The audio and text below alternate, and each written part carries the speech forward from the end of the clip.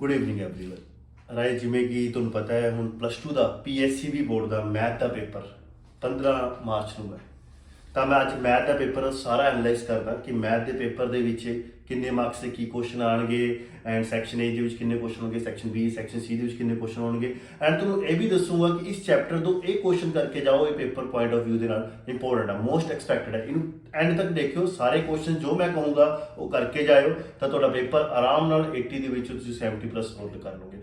ठीक है, तो सब तो पहला मैं पेपर च दसदा सैक्शन ए की गल करदा तो सैक्शन ए दे विच 3 क्वेश्चन होणगे। पहले दे विच राजे 1 तो लेके 16 तक MCQs होणगे। फिर सैकंड क्वेश्चन होगा जिहड़ा 1 तो लेके 8 फिलअप्स होणगे। थर्ड क्वेश्चन होगा जिहड़ा 1 तो लेके 8 MCQs होणगे। तो पहले सैक्शन दे तुसीं टोटल करोगे तो तुहाडे कोल near about 16 8 24 and then 8 32 marks के तुहाडे 1 मार्क्स के क्वेश्चन हो जाएंगे। नाउ 80 मार्क्स का पेपर है। सैक्शन बी दे विच गल करिए तो 4 तो लेके 8 मार्क्स दे विच 5 क्वेश्चन तुहाडे 2 मार्क्स दे होणगे एंड 9 तो लेके 13 दे विच तुहाडे सैक्शन सी होणगे जिहदे विच अपने कोल 5 अगेन क्वेश्चन 4 मार्क्स दे ने। इंटरनल चॉइसिस होणगे, इंटरनल चॉइसिस बारे भी दसूंगा तुहानूं मैं। सैक्शन डी दे विच 14 तो लेके 16 तक तुहाडे 6 मार्क्स दे क्वेश्चन ने एंड 3 क्वेश्चन किहड़े आणगे, किहड़े मोस्ट प्रोबेबली आ सकदे ने अकॉर्डिंग टू माई एक्सपीरियंस तो मैं तुहानूं दस्सण जा रहा। तो मैं पिछों तो स्टार्ट कर रहा सैक्शन डी तो किहड़े टॉपिक कर लो, किहड़े चैप्टर के किहड़े क्वेश्चन बन सकते हैं। नाउ सैक्शन डी की गल करिए तो सब तो पहला जो 14th क्वेश्चन आऊगा 6 मार्क्स का परमानेंट है मैट्रिक्स मैथड। तो मैट्रिक्स मैथड आना चाहिए। उहदे और दे विच होर की आने लग गया अजकल, और दे विच 2 पार्ट दे विच क्वेश्चन बन के आ रहा है express as the sum of symmetric and skew symmetric matrices या और दे विच कुछ प्रूव करने कह देंगे जिमें कि ए मैट्रिक्स दी है A² - 5A + 7 आई कुछ 0 प्रूव करो, या तुहानूं कह देंगे 2 मैट्रिसेस इक्वल ने find the value of X and Y, या तुहानूं कह देंगे A + A दा ट्रांसपोज सिमेट्रिक प्रूव करो, या AB दा ट्रांसपोज किदे कोल दा B दा ट्रांसपोज इनटू A दा ट्रांसपोज। तो 6 मार्क्स का क्वेश्चन तुहानूं मैं दस दिया। 14 एक तो मैट्रिक्स मैथड बनूगा और दे विच तुहाडे कोल sum of symmetric and skew symmetric बन सकता है एंड और दे विच तुहाडे कोल AB दा ट्रांसपोज कुछ B दा ट्रांसपोज इनटू A दा ट्रांसपोज ए बन सकता है, या तुहानूं कोई प्रूव करने कह सिमेट्रिक है या स्क्यू सिमेट्रिक ये आ जाऊगा अपने को। 15th क्वेश्चन आइए जिहड़ा कि 3D चैप्टर दे विच बनूगा। शॉर्टर डिस्टेंस बहुत जरूरी है, बहुत इंपॉर्टेंट है, तुसीं शॉर्टर डिस्टेंस करके जाए और दे विच शॉर्टर डिस्टेंस दे नाल देखो ਇਹਦੇ ਵਿੱਚ ਇੰਟਰਨਲ ਚੋਇਸ ਨੇ। ਇੱਕ ਤਾਂ 13 ਚੈਪਟਰ ਤੋਂ ਬਣੂਗਾ 3D ਤੋਂ, ਇੱਕ ਵੈਕਟਰ ਦੇ ਵਿੱਚ ਬਣੂਗਾ ਉਹਦੇ ਵਿੱਚ। ਤਾਂ ਮੈਂ 13 ਚੈਪਟਰ ਜਿਹੜਾ ਤੁਹਾਡਾ 3D ਹੈ 12 ਚੈਪਟਰ 3D ਹੈ ਜਿਹੜਾ ਉਹਦੇ ਵਿੱਚ ਮੈਂ ਦੱਸ ਰਿਹਾ ਕਿ ਸ਼ੋਲਡਰ ਡਿਸਟੈਂਸ ਜਾਂ ਫਿਰ ਕੀ ਬਣ ਸਕਦਾ ਫੁੱਟ ਆਫ ਪਰਪੈਂਡੀਕੂਲਰ ਕੱਢੋ, ਇਮੇਜ ਆਫ ਦਾ ਪੁਆਇੰਟ ਕੱਢੋ ਫਰੋਮ ਦਾ ਲਾਈਨ ਤੋਂ, ਇਹ ਬਣੂਗਾ। ਔਰ ਦੇ ਵਿੱਚ ਤੁਹਾਡਾ ਵੈਕਟਰ ਵਾਲਾ ਬਣੂਗਾ। ਵੈਕਟਰ ਵਾਲਾ ਜਿਹੜਾ ਮੋਸਟ ਪ੍ਰੋਬਬਲੀ ਬਣ ਸਕਦਾ ਪ੍ਰੋਜੈਕਸ਼ਨ A ਔਨ B ਕੱਢੋ, ਜਾਂ ਆਪਣੇ ਕੋਲ ਕੋਚੀ ਸਕ੍ਰੈਚ ਇਨਕੁਐਲਿਟੀ ਹੈ ਟ੍ਰਾਇੰਗਲ ਇਨਕੁਐਲਿਟੀ ਉਹਨੂੰ ਪ੍ਰੂਵ ਕਰੋ, ਜਾਂ ਹੋਰ ਕੀ ਬਣ ਸਕਦਾ ਆਪਣੇ ਕੋਲ ਏਰੀਆ ਆਫ ਟ੍ਰਾਇੰਗਲ ਕੱਢੋ, ਵਰਟਿਸਿਸ ਦਿੱਤੇ ਹੋਏ ਏਰੀਆ ਆਫ ਪੈਰਲੈਲੋਗ੍ਰਾਮ ਕੱਢੋ, ਏਰੀਆ ਆਫ ਆਪਣੇ ਕੋਲ ਡਾਇਗੋਨਲ ਦਿੱਤੇ ਹੋਏ ਨੇ, ਠੀਕ ਹੈ ਨਾ। ਇਹ ਜਾਂ ਇੱਕ ਕ੍ਰੋਸ ਪ੍ਰੋਡਕਟ ਦਾ ਆ ਜਾਊਗਾ ਜਾਂ ਆਪਣੇ ਕੋਲ ਡਾਟ ਪ੍ਰੋਡਕਟ ਦਾ ਕੁਛ ਆ ਜਾਊਗਾ। ਤਾਂ 15 क्वेश्चन ਦੇ ਵਿੱਚ ਪਤਾ ਲੱਗ ਗਿਆ। ਇੱਕ ਤਾਂ ਆਪਣੇ ਕੋਲ ਸਟ੍ਰੇਟ 3D ਦੇ ਵਿੱਚ ਸ਼ੋਲਡਰ ਡਿਸਟੈਂਸ ਤੇ ਫੁੱਟ ਆਫ ਪਰਪੈਂਡੀਕੂਲਰ ਕਰਕੇ ਜਾ, ਔਰ ਦੇ ਵਿੱਚ ਕ੍ਰੋਸ ਪ੍ਰੋਡਕਟ ਤੇ ਡਾਟ ਪ੍ਰੋਡਕਟ ਦੇ 2 क्वेश्चन ਜਿਹੜੇ ਮੈਂ ਕਹੇ ਨੇ। ਇੱਕ ਤਾਂ ਪ੍ਰੋਜੈਕਸ਼ਨ A ਔਨ B ਹੋ ਗਿਆ, ਇੱਕ ਏਰੀਆ ਆਫ ਪੈਰਲੈਲੋਗ੍ਰਾਮ ਕਰਨਾ ਜਾਂ ਏਰੀਆ ਆਫ ਆਪਣਾ ਟ੍ਰਾਇੰਗਲ ਕਰਨਾ ਵਿਦ ਵਰਟਿਸਿਸ ਦਿੱਤੇ ਹੋਣਗੇ, ठीक है जी। 18 फिर उस तो बाद 16th क्वेश्चन आता है। 16 क्वेश्चन की गल करिए ये भी अगेन 6 मार्क्स लेते। एक बनूगा एप्लीकेशन ऑफ डेरिवेटिव दे विच और दे विच इंटेग्रल दा बनूगा, ठीक है ना। एप्लीकेशन ऑफ डेरिवेटिव दा जेड़ा 6 मार्क्स का क्वेश्चन बन सकदा वो थोड़ा मैक्सिमम एंड मिनिमम दा स्टेटमेंट वाला सम बनूगा। ये मैं दसते 10 को स्टेटमेंट वाले सामने वो चंगी ना करके जाए। और दे विच इंटेग्रल दे विच राही कोई भी टाइप बन सकदी है, ये आपां प्रेडिक्ट नहीं कर सकते। Now section D clear. पहला क्वेश्चन मैट्रिक्स मैथड ते और sum of symmetric skew symmetric.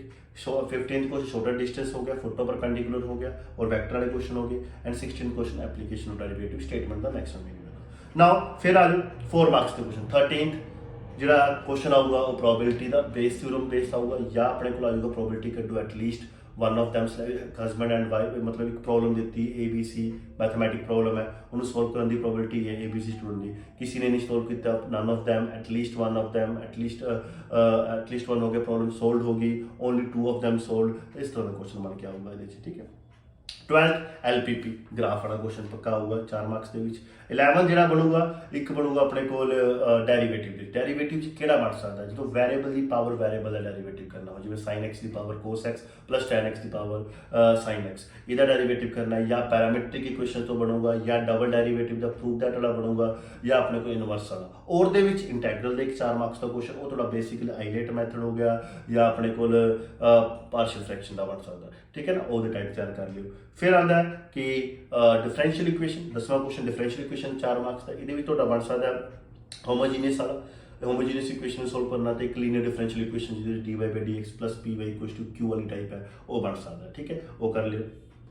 9th question relation and function का बनोगे, ये तो इस तरह भी कहा जा सकता है कि कोई रिलेशन यानी कि चेक करो रिफ्लेक्सिव है, सिमेट्रिक है, ट्रांजिस्टिव है, ये को रिलेशन जरूर करके जाओ am minus b is divisible by 4 या divisible by 5 prove that it is an equivalence relation, या कोई फंक्शन दे देने प्रूव करो 1 1 है या बाइजेक्टिव है 1 1 तो ऑनटो प्रूव करो, वो आऊगा क्वेश्चन, और या इस तरह का क्वेश्चन आ सकता है अपने को कि एग्जाम्पल दो कि रिफ्लेक्सिव है, सिमेट्रिक है, एग्जाम्पल दो सिमेट्रिक है, ट्रांजिस्टिव है, एग्जाम्पल दो ये नॉट ट्रांजिस्टिव नॉट रिफ्लेक्सिव है। तो मैं कहूँगा कि एक तो ए माइनस बी डिविजिबल बाय 4 वाला जरूर करके जाओ, एंड उस तो बाद कहूँगा कि 1 1 तो ऑन प्रूव करके जाना, ठीक है ना फंक्शन।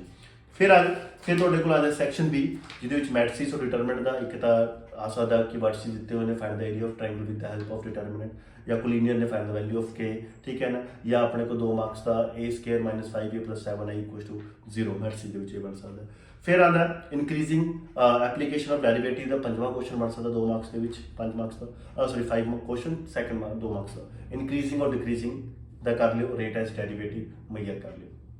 6th क्वेश्चन जो बनूगा वो इंटैग्रल बनूगा, ये कंप्लीटिंग द स्केयर वाली टाइप है, या अपने को डेफिनेट इंटैग्रल है, लिमिटा पुट करनी सिंपल इंटैग्रल करके ये बन सकता है। 7th एप्लीकेशन ऑफ इंटैग्रल, बहुत छोटा चैप्टर है एप्लीकेशन ऑफ इंटैग्रल का, तुहानूं सर्कल का तुहानूं एरिया कढना आना चाहिए, पैराबोला का, एलिप्स का ते लाइन का विद द हेल्प ऑफ इंटैग्रल, ये एप्लीकेशन ऑफ इंटैग्रल क्वेश्चन बनूगा। एक क्वेश्चन वैक्टर तो बन सकता वो थोड़ा डॉट प्रोडक्ट बन जाए, क्रॉस प्रोडक्ट बन जाए, वो बन सकता अपने को, ठीक है ना। सो ये सीगा तुहाडा सैक्शन बी अपने को जिहड़ा पेपर दे विच क्वेश्चन बन सकता है। हुण सैक्शन ए जिहड़ा है उहदे च ना ट्रू फॉल्स MCQs है वो तो बहुत सिंपल बेसिक्स आएंगे, इनू प्रोडिक्ट भी नहीं आप इन्ना ज़्यादा कर सकते, बट सारे बेसिक्स तुहानूं फार्मूलेस जरूर पता होने चाहिए, फार्मूले बेस्ड होंगे। कई बार पूछ लेंगे ने ये वैक्टर का मैग्नीट्यूड कड्डो, पॉइंट है वैक्टर च रिप्रजेंट करो, बहुत सिंपल जे पूछे जाएंगे, एंगल पूछ लेंगे कड्डना, ठीक है ना, तो direction to sine direction ratios ये बारे पूछ लेंगे, प्रोबेबिलिटी के उपर क्वेश्चन बन जाएंगे ना, ऑर्डर एंड डिग्री बारे बन जाएंगे। सो ये सारा चैप्टर है, बट मैं कहूँगा कि जो मैं तुहानूं सैक्शन डी दस्से 6 मार्क्स का क्वेश्चन, सैक्शन सी दस्से जो 4 मार्क्स के क्वेश्चन, एंड सैक्शन बी दस्से 2 मार्क्स के क्वेश्चन, ये सारी टाइप्स जरूर करके जाओ, तो पेपर आराम नाल तुसीं 70+ स्कोर कर सकते हो, ठीक है ना। All the best. जे तुहानूं कुछ होर भी चीज़ है तो मैं दस दिओ, नैक्सट वीडियो मैं पूरे फार्मूलेस तुहानूं अपडेट कर दूँगा। Okay, thank you.